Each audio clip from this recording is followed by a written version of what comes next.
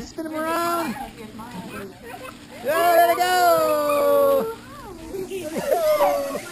Wow, I was dreaming that I was playing in the pool with Mommy on Mother's Day. Love you, Mommy, but I'm in for another day of adventure, and it's going to be exciting.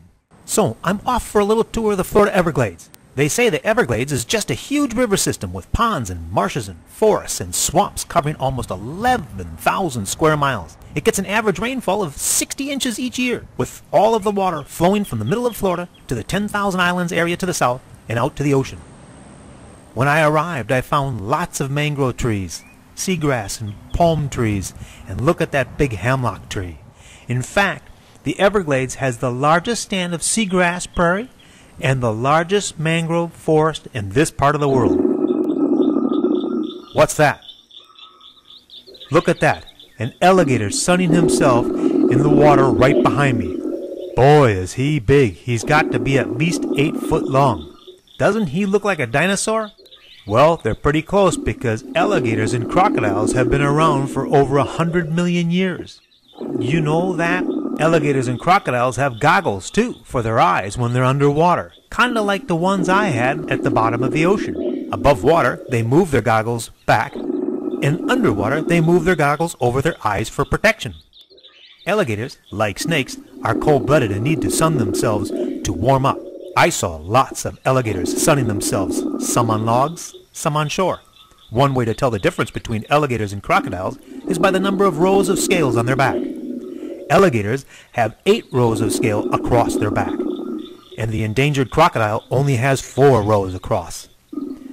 Can you tell if this is an alligator or a crocodile? Let's count the rows. 1, 2, 3, 4, 5, 6, 7, 8.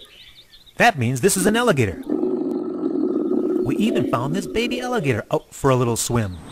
Alligators were not the only things we found in the Everglades. We could see fish in the water. Here's one making a house for himself to lay its eggs. And here's an alligator garfish. Did you know that there were over 300 kinds of fish in the Florida Everglades? Not to mention turtles, which we saw swimming around as well. And there are over 350 kinds of birds in the Everglades, along with bears and deer and the hard-to-find Florida panther. I knew I was not going to see them all on this trip, so we took a little drive to some place that we might see a few of these animals up close.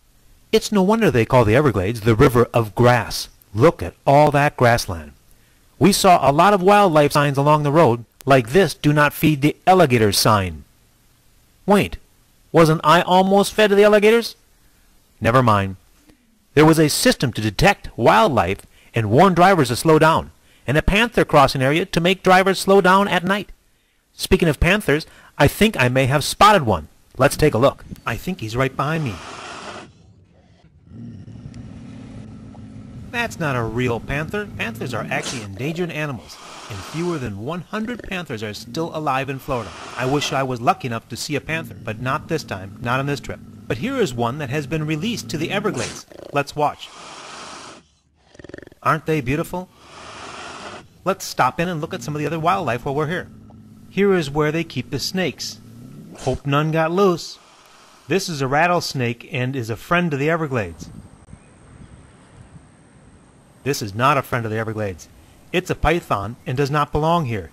It's eating everything, and they would like to get rid of them. Here are some fun-loving otters. This is a saltwater crocodile. I'm sure glad there's a fence here. Hey, there's a lizard. I wonder if he's cousins to one of these guys. Thinking about going for a swim? I don't think so. I wouldn't have thought I would see turkeys in the Everglades.